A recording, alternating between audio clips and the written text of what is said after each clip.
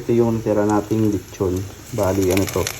Lechon na baboy, tapos lechon na manok. Tapos, yan, lagyan natin sibuyas, bawang.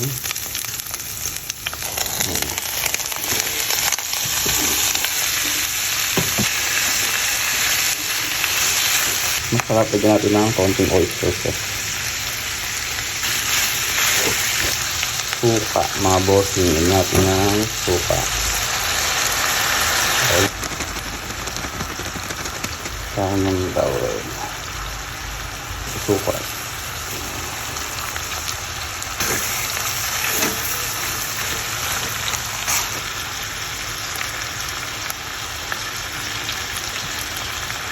Boss. Tubig. Tapos pakuluan natin.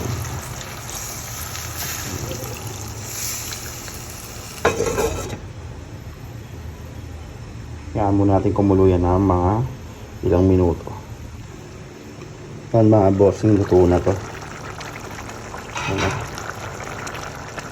Lagyan na lang natin ito ng konting asin. Yan.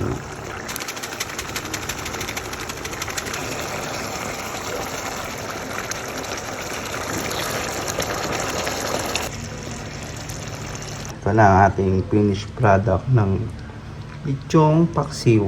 Solid na naman ang ating pananghalian.